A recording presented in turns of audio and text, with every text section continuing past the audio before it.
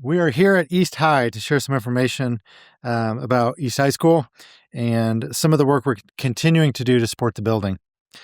As we previously shared, the average age of our buildings is over 60 years old, and East High School, at least some parts of it, are over 100 years old. Our facilities team has worked hard to extend the life of our buildings, and the systems go far beyond expectations. But sometimes our efforts can only go so far.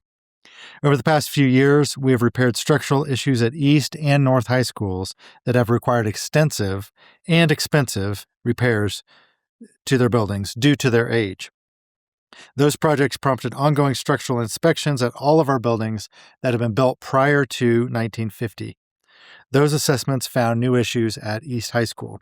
So while I stress that students and staff are safe, we need to address these concerns starting as soon as this summer. So I'd like to introduce Dr. Steve Noble, our Chief Operations Officer, to give us an update.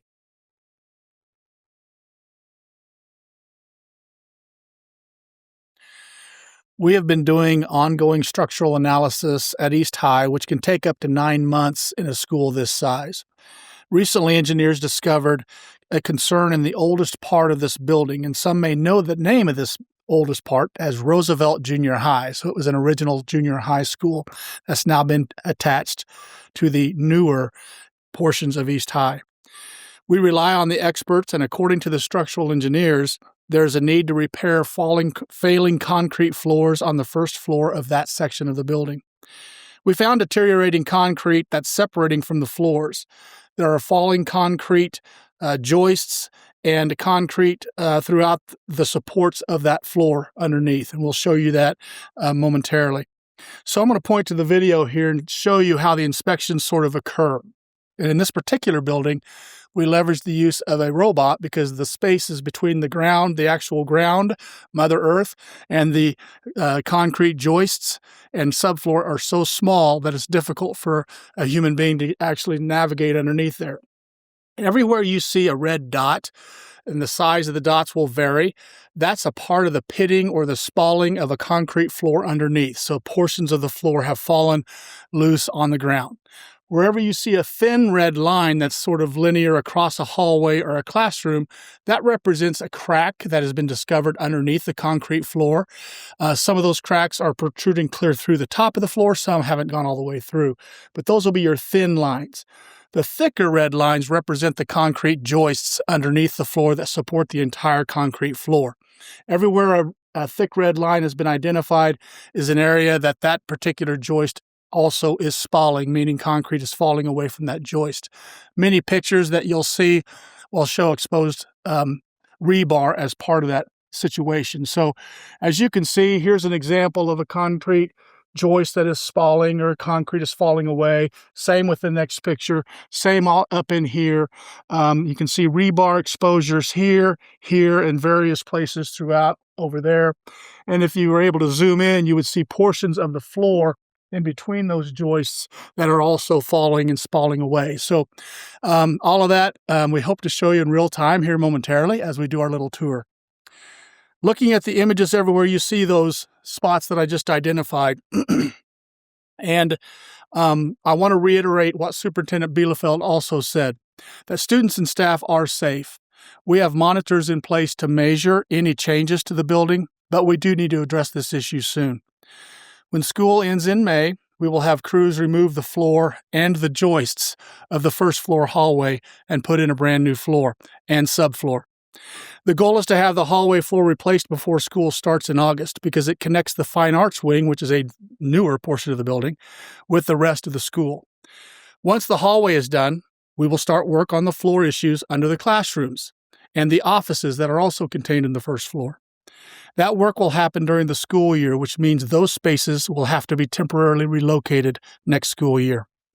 It's important to note that the structural columns and the footers that those columns rest on that support the upper floors are solid. We will be able to have classes on the second and third floor of the Roosevelt Wing while work is being done on the first floor. According to the report from the structural engineer, the majority of the issues appear to be original construction issues from when this section of the school was built in 1921. along with increased load over that time to house the current capacity of East High. As you know, or some of you know, this is an example of building use changing throughout its lifetime. This school now holds more than 2,300 students, which have different needs than when East and the now connected Roosevelt Junior High were built. The anticipated cost of the repairs is roughly $8.5 million. This includes not only the structural repairs that we'll be showing you that are needed today, it also includes the mechanical, electrical, and plumbing that will need to be replaced as part of the rebuild. We know it needs to be fixed, so we're committed to addressing the issues to ensure a safe building for East High students and staff. Once the upcoming passing period is over, when the bell rings, we will go out to that section of the building and show you a demonstration of some of the issues that we're talking about. I'm now going to invite East High Principal Sara Richardson to talk about the impact of the construction on students and staff.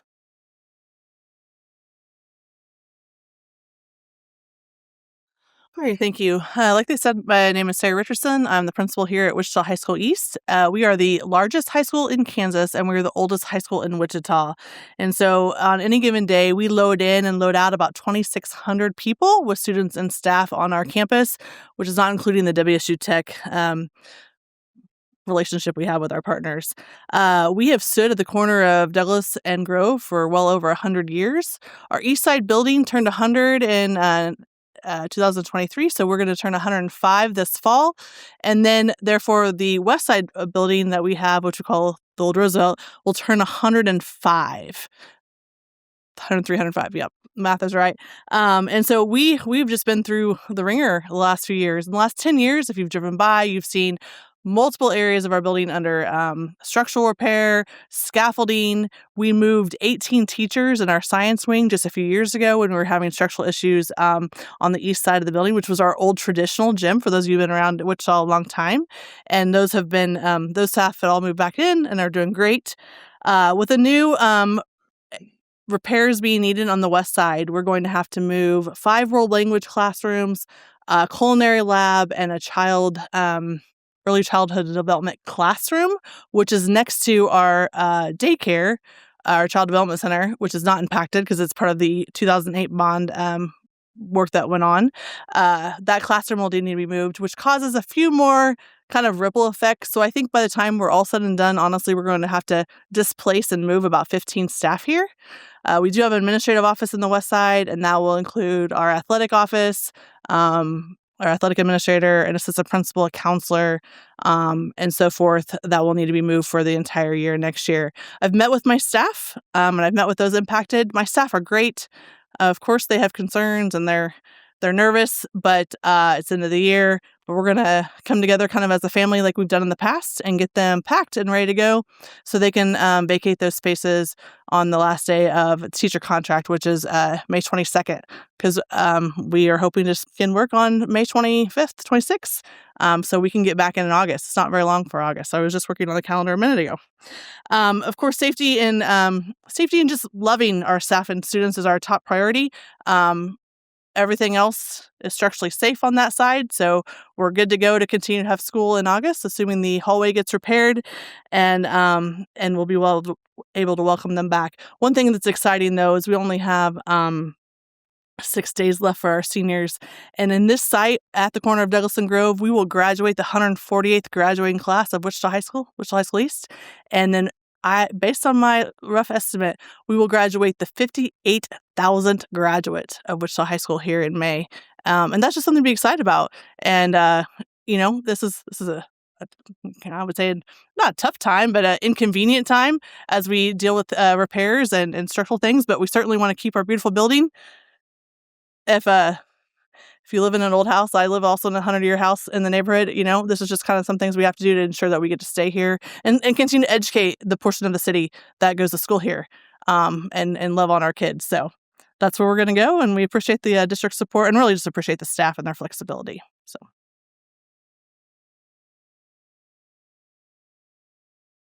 All right. Thank you, Principal Richardson.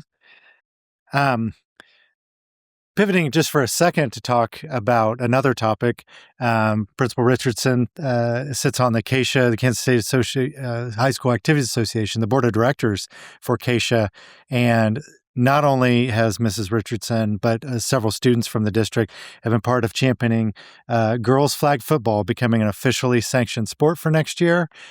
We had girls flag football at all of our high schools this year, but now it's an official sport for next year. And so thank you for your leadership on that. That's going to be lots of fun to continue to watch that grow and flourish in our community. I want to reiterate and echo some of the things that Principal Richardson said. Thank you to the staff. Thank you to the students. This is an additional thing to do at a very busy time of year. Safety is the most important priority, but at the same time, that comes at a cost, and boxing up classrooms and moving across the way is an added thing that we will have to do. Over the past couple of years, since I've been superintendent, we've spent a lot of money on East High and North High. Every year we budget about $20 million of our capital outlay funds for projects such as this, emergency projects, things that come up. And North and East have absorbed a large amount of that for all sorts of issues. The tower at North and some foundational things here, the science wing, and now the foundation here at East High.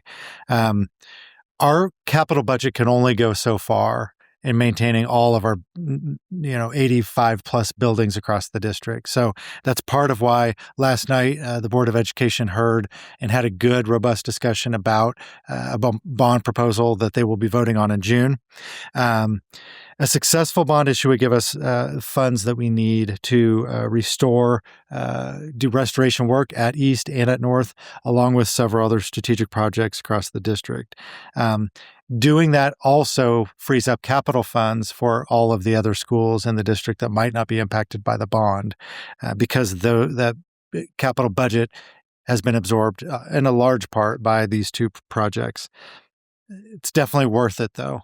You've heard me talk at board meetings before about the 1919 bond issue that created East High School on this location. It wasn't finished and completed for a few years after that. But that community, to steal a line from a patron last night at the meeting, that community voted on and bet on an investment in kids they had never met before. And now 58,000 graduates later, here we are. And that investment that was made over 100 years ago has definitely paid dividends for our community time and time and time again. So now's the time for us to consider that again as a community, what that investment looks like and our kids and our future. The creation of East High happened through investment, and we're hopeful that the community can come to support restoration and continued investment in East High down the road. Also want to give a quick shout out to WSU Tech. I know Principal Richardson mentioned them. The buildings, the separate buildings to the south of the main campus here are housed with WSU Tech, and we're going to have to displace and move some folks around in order to accommodate this project, and so appreciate their flexibility on that. So at this time, we will stand for questions that anyone might have for either me or Dr. Noble or Principal Richardson. I guess this might be a question for Principal Richardson. Yep. So do you anticipate that you have the space to move these classrooms around, not going to have any issues relocating them at all? With our partnership with WSU Tech, I do have faith that we're going to get them in a classroom of some kind. Unfortunately, this isn't our first rodeo. We had to do some makeshift science classrooms in the last move. We're going to have some makeshift culinary labs, and is it going to be ideal? But we're going to house them. We're going to do everything we can to ensure that they have a space, because education is our product, and that's our top priority. So yes, I will figure it out. So there's a possibility it could be at WSU Tech, some of the classrooms at this building. Yeah, in the previous structural problems on the east side, we relocated 11 teachers over to WSU Tech, and with our district funds, and then with the WSU Tech partnership, we kind of refitted some classrooms over there they're using, and we're hopeful to move 6 or 7 of our teachers over there to be in partnership again, and to just to have space. So yes, that is our goal. And then I've relocated the offices into other makeshift type offices in our current building. Like I said, this isn't ideal, but this isn't our when you come to work at East High, just like when you buy an old house, you know what you're getting, and you come to work at East High because you want to work here and you want to work with these kids. And even though it might not be perfect, they're gonna work with me and then district and figuring it out for a year. A year isn't a long time. This building's been around 103 years, 105. A year is just a blip in that timeline. So I want to make sure I have the history of the building right. So Roosevelt Junior High was built In 1921, opened in 1921. and then East High was sort of built around it and combined a few years. Adjacent. So Roosevelt sits closer to the highway, and East High sits at the corner of Douglas and Grove. And actually, where we're standing right now, we call the C Hall, the C building, the center building. Based on my knowledge of our history, it was built in the 70s and connected Roosevelt and East High with a modern cafeteria and library. And then in the 90s, I was working here in the 90s, not that old quite yet. In the 90s, when the district made a decision to close Roosevelt, and that's kind of when they kind of got rid of the junior high model and went to middle schools.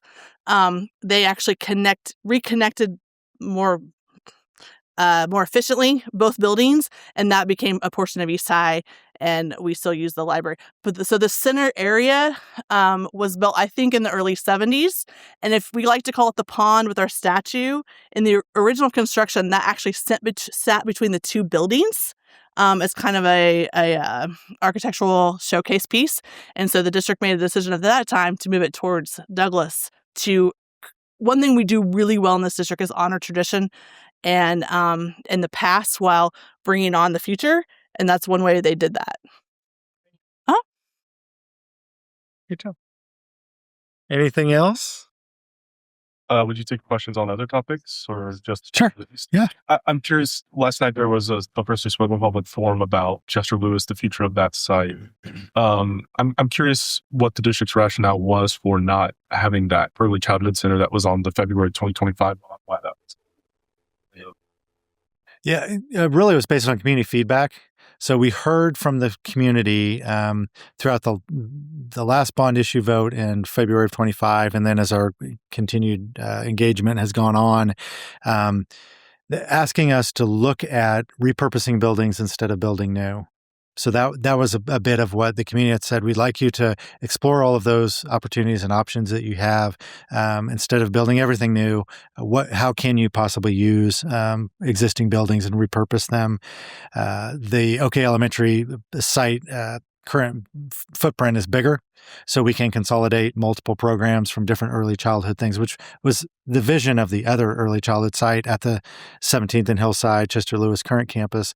But that would have had to been a new build from the ground up. This allows us to honor that community feedback by repurposing existing buildings and for new use. So, does the district have any plans for that site? Where Chester Lewis is at? We will be leveling the building because of some of the safety issues that you guys I know are aware of when we were there last a couple months ago. We will maintain the property of that site. We have future plans for it. Nothing set right now, but it's a site we hope to maintain a presence in the community in the long term. So, thank you. Yep. Anything else?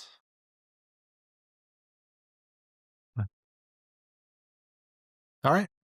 Thank you all for coming. Appreciate you.